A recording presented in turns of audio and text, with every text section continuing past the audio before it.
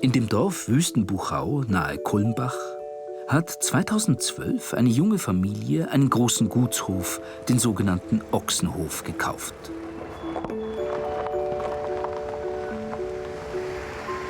Sein Erdgeschoss besteht aus massiven Sandsteinquadern.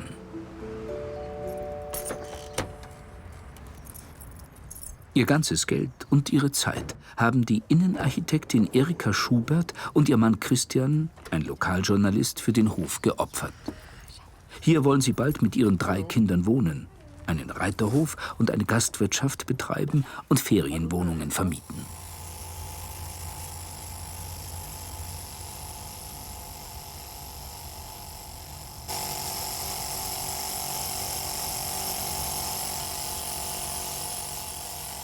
Heute wird der Sandstein der Außenfassade mit einer Nadelpistole gesäubert. Vor allem der Zementputz, der hier und da zum Ausbessern verwendet wurde, muss weg. Darunter kann der Stein nicht atmen.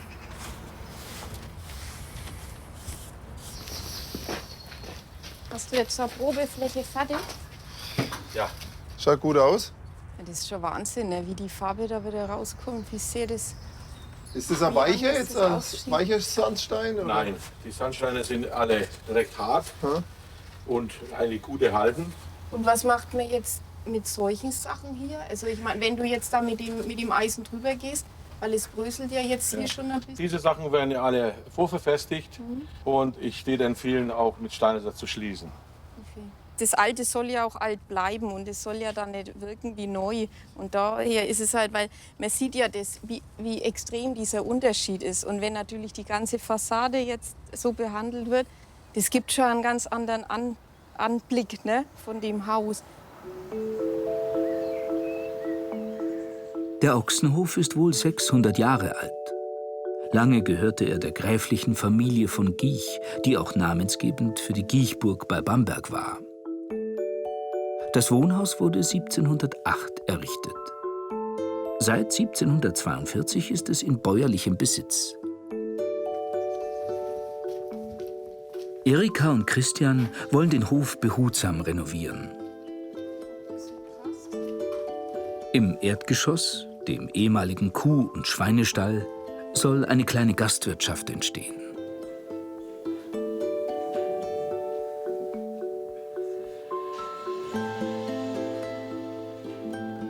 So wird es hier bald aussehen.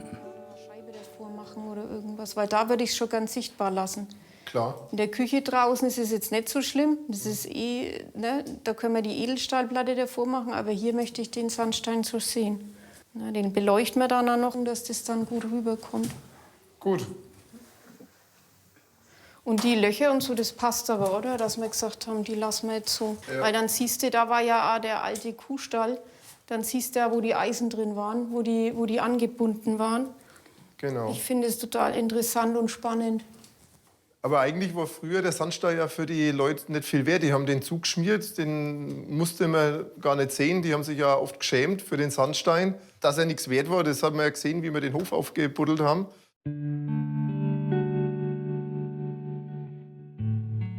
Im Stallbereich ist der Stein voller Ammoniak. Ausblühungen und Salzkrusten deuten darauf hin, wie feucht er ist.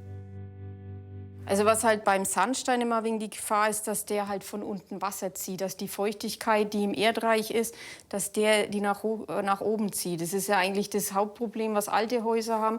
Und deswegen muss man es eben noch unten absperren, dass der möglichst wenig zieht von unten. Oder die Möglichkeit, die wir gemacht haben. Ne? Wir haben es ja nicht abgesperrt, wir haben ja Sockeltemperierung reingelegt. Genau, dass man den halt, genau, wir haben praktisch einmal außenrum eine Ringleitung und auch hier immer um diese Innenwände haben wir Sockeltemperierung, die eben dauerhaft das ganze Jahr überläuft und den halt immer die Feuchtigkeit weghalten soll.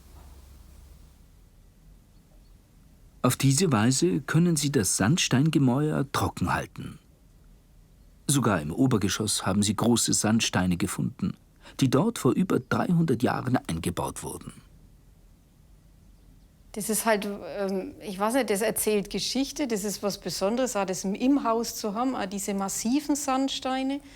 Und ich finde es halt faszinierend, dass die früher eben auch diese Materialien so im Haus gehabt haben. Hier will Erika bald ihr Arbeitszimmer einrichten. Der imposante Gutshof wurde einst mit Baustoffen aus der nächsten Umgebung errichtet. Dazu gehört in Franken vor allem der Sandstein. Ohne ihn ist auch Bamberg undenkbar.